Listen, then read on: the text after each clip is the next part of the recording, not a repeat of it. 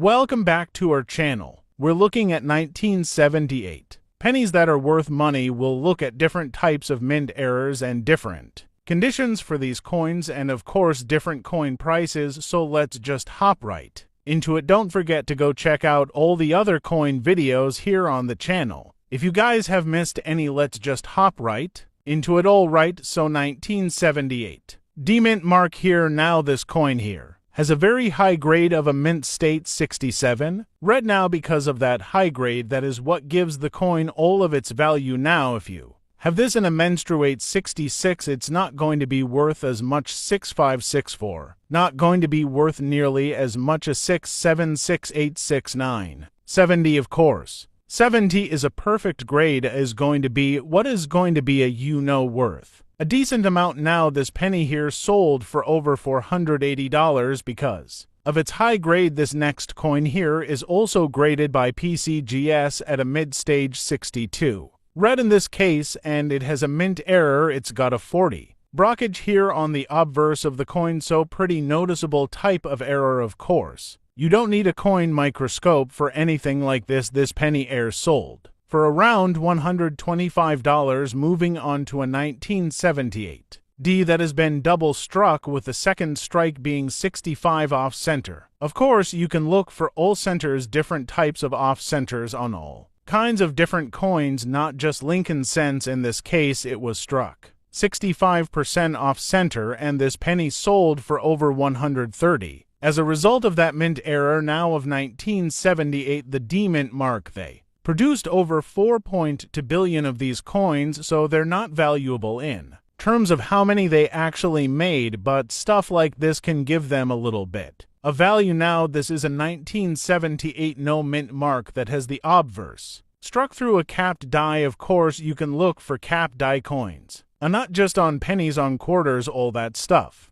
dimes, nickels. So this coin here sold for around 65 as a result of that error. Now same thing with the 1978 no mint mark. We have a mint state 67 plus red grade here, so that is where all the values coming in at, and that plus helps it out. That red grade, this coin sold for over $4,000 for grand. Can't beat that, man. Now here is a coin that's sold on eBay. It hasn't been graded, it's just an off-center coin. It sold for around $10, so not really worth having a graded in my opinion.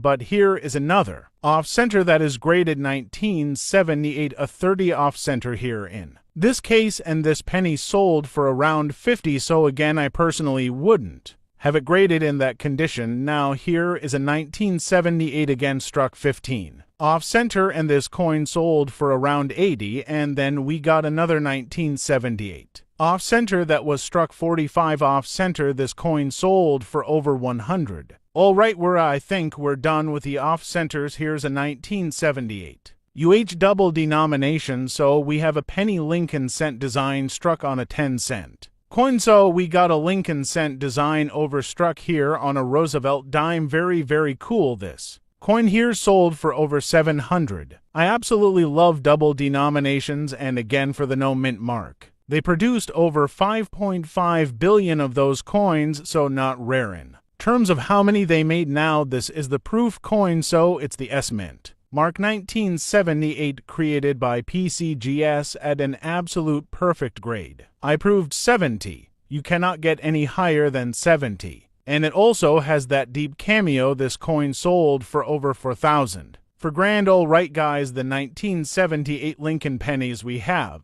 the Philadelphia one here, the Denver one here. We have a 1978 San Francisco one here waiting in the wings, but I really want to focus today on the Denver one from 1978. In 1978 at Denver, they made 4.3 billion pennies, and almost every one of them has what we call a Phil D, and if you look at the D on there, you notice that just doesn't have any space in the middle. And some people say, well, this probably happened after the M got squished a little bit, but that doesn't make too much sense because none of the other letters seem to have gotten squished, and why would only the D get squished? So what we'll do is we'll look through a few of these 1978 Ds, and we'll look through some other coins from 1978, the year before and year after, and see what the D's look like on those. To start off with, it's a Lincoln penny, and God, we trust top Liberty behind him, the date here with the mint mark below it, and you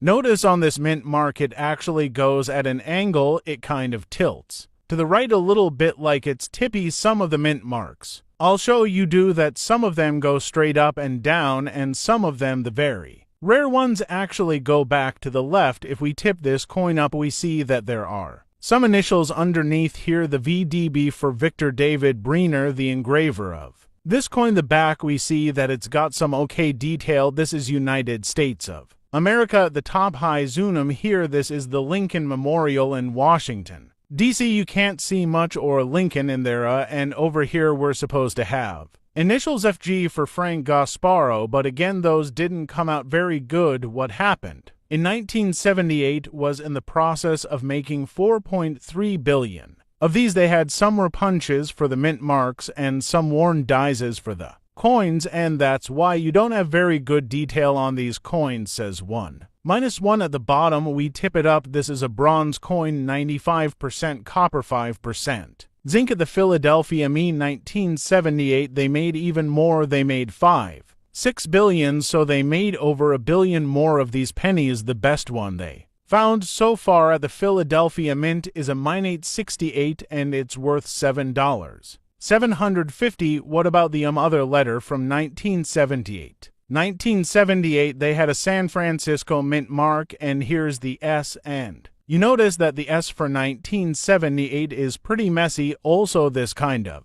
it's not a clear S, it's just a really lumpy kind of S. It's a San Francisco mint. In 1978, they made 3.1 million. They found 46 so far that are proof 70 deep cameo, and those are worth $4,500 each. The best one they found so far, the Denver Mint, is a Mint 67 plus, and it's worth about $1,700, and that's because not only were the mint marks messy, but the whole rest of the coin was messy. In a lot of cases, you just didn't get any great ones. Let's look at some other Denver Mint marks. Here's one. Maybe this is the best one that we have, and you can see there's a little bit of an opening in the D, at least in that case. Notice this D is going straight up and down. It doesn't tip to the right. Here's another one. This D has a little bit of an opening in the middle, and again it's a straight up and down one. Let's see this one. This one tips way to the right. You can see it's kind of way leaning to the right, and it's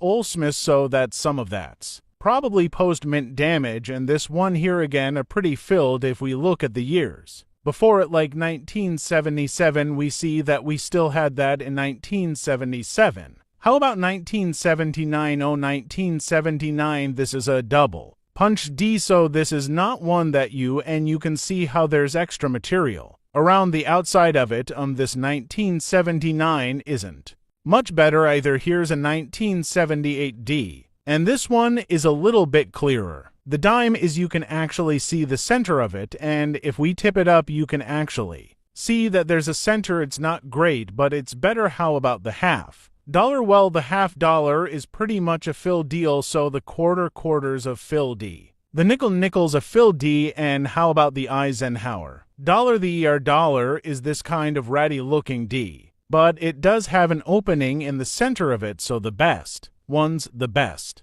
D-mint marks we have from these coins from 1978 are the Eisenhower and the Roosevelt dime. They're still kind of muddied and a little bit filled, so it's not just the penny, so you can't just blame the penny from 1978 for all the messy D's. And this is the best D that we have from 1978 here, and this 1978. Thanks for watching my videos, and don't forget to like, subscribe, and press the bell icon.